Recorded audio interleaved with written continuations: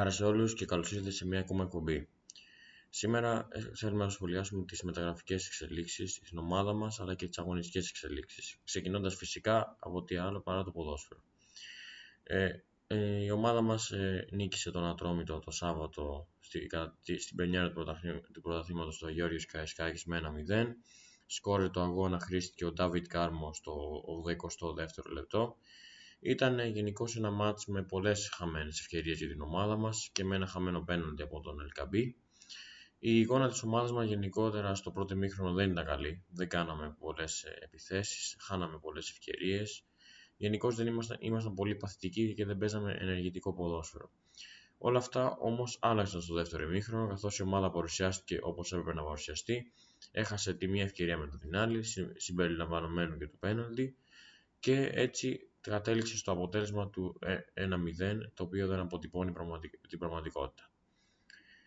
Στον αγώνα, για μένα, βάσει απόδοση ξεχώρισαν η Ζωέλ Ρόκα, ο Τικνιζιάν και ο Σιπιόνι, γιατί όταν μπήκαν ως αλλαγές άλλαξαν όλη την ροή του παιχνιδιού προς το καλύτερο.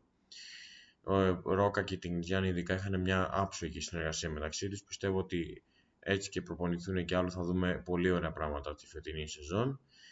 Και ο Σιπιόνι σταθεροποίησε πολύ το κέντρο, επειδή και ο Μουζακίτης έχει πέσει πάρα πολύ γενικώς τον τελευταίο 1,5 χρόνο περίπου, όπως και ο Τσικίνιο έχει πέσει πάρα πολύ. Ο Σιπιόνι βοήθησε να υπάρχει σταθερότητα στο κέντρο και πατήσαμε και περιοχή ουσιαστικά, γιατί μέχρι το ημίχρονο δεν μπορούσαμε καν να πατήσουμε περιοχή, να βάλουμε κανένα γκολ. Αλλά ναι, θεωρώ ότι ο Σιπιόνι μετά από αυτό δεν πρέπει να φύγει πραγματικά από την ομάδα. Θεωρώ ότι η ομάδα του χρειάζεται ένας ποιοτικός παίκτης με προοπτική εξέλιξη για εμένα. Τώρα, να πω και μερικά σχόλια για τον Ελκαμπή ήθελα, επειδή και στο γήπεδο, επειδή ήμουνα μέσα, γιούχαναν πολλά, έπεσε μεγάλη γιούχα όταν έχασε το πέναλτι. Εντάξει, το θεωρώ πολύ υπερβολή. Προφανώς είναι τεφορμαίο παίκτης, αλλά είναι πολύ υπερβολή να γιουχάρεις έναν άνθρωπο ο οποίος σου έχει δώσει ευρωπαϊκό. Δηλαδή, χάρη στο δικό του γκολ πήραμε ευρωπαϊκό, χάρη στο δικό του γκολ πήραμε πρωτάθλημα, χάρη στο δικό του γκολ πήραμε κύπελο. Δηλαδή, έχουμε πάρει 3 τίτλους χάρη στα γκολ του Ελκαμπή, έτσι. Σίγουρα είναι τεφορμαίο και αυτό πρέπει κάπως να αλλάξει. Αλλά το μόνο που θέλει είναι να τον στηρίξουμε, να τον ενθαρρύνουμε ώστε να επανέλθει στις εργοστασιακές του ρυθμίσεις και να γίνει ο δεινός σκόρερ που όλοι ξέρουμε και αγαπάμε. Επόμενος αγώνας λοιπόν για την ομάδα μας θα είναι στην Τρίπολη εναντίον του Αστέρα, την Κυριακή στις 30 Αυγούστου στις 9 η ώρα το βράδυ. Ήδη τα εισιτήρια που παραχωρήθηκαν από τον Αστέρα στην ΠΑΕ μας έχουν εξαντληθεί και αναμένεται να υπάρχουν γύρω στους 1.500 φίλους της ομάδας μας στο γήπεδο της Τρίπολης, ώστε να στηρίξουν την ομάδα μας και να φτάσουμε σε ένα ακόμα τρίποντο για να συμπληρώσουμε τους 6 βαθμούς. Τώρα να πάμε και λίγο στα μεταγραφικά, γιατί είχαμε μια δυσάρεστη μεταγραφική εξέλιξη. Η ομάδα μας δεν κατάφερε να κλείσει τον Πουέρτα, ο οποίος σύμφωνα με δημοσιεύματα θέλει να πάει να παίξει σε μεγαλύτερο πρωτάθλημα, καθώς τον έχουν προσεγγίσει, αν δεν κάνω λάθος, η Άιντραχτ και η Μίλαν, νομίζω. Οπότε είναι δύο ομάδες, όπως καταλαβαίνετε, από μεγαλύτερα πρωταθλήματα από το ελληνικό και είναι δίκαιο να πάει εκεί. Δηλαδή είναι πιο, εφόσον είναι ανώτερα το ελληνικό, ένας τέτοιος παίκτης θέλει να πάει να παίξει σε ένα πολύ ανώτερο πρωτάθλημα από ότι του ελληνικού, όπως όλοι καταλαβαίνουμε. Άρα η ομάδα μας πρέπει να στραφεί λοιπόν σε άλλες προοπτικές στην θέση του χαφ. Κρίμα, γιατί θα ήταν μια πραγματικά εξαιρετική περίπτωση, αλλά όποιος δεν θέλει φυσικά δεν μπορεί να αναγκαστεί να έρθει να παίξει. Επίσης, σε αναμονή έχουμε επίσης σε περιπτώσεις του Βάργας και του Μέλε. Στην περίπτωση του Βάργας, σύμφωνα με δημοσιεύματα, η ομάδα μας έχει συμφωνήσει με τον παίκτη, απλά πρέπει να πει το τελικό ναι και η Σεβίλη.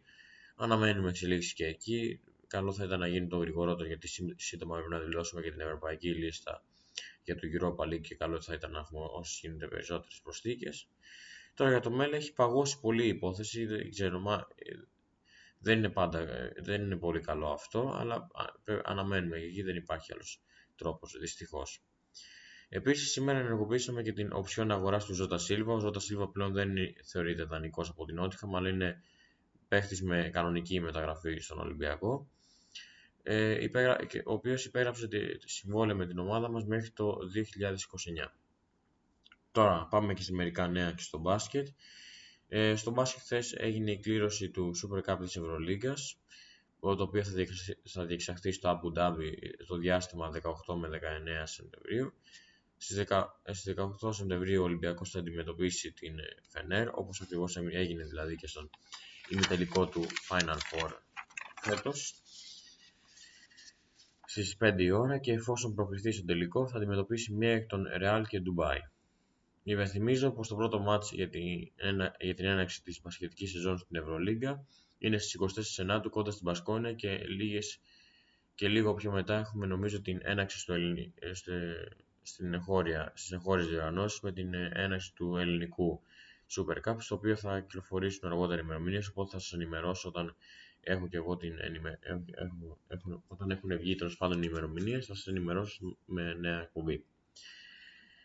Τώρα, στον ερασιτέχνη συναντήθηκε σήμερα στο κλειστό του Ρέντι η ομάδα μας στο βόλεϊ γυναικών.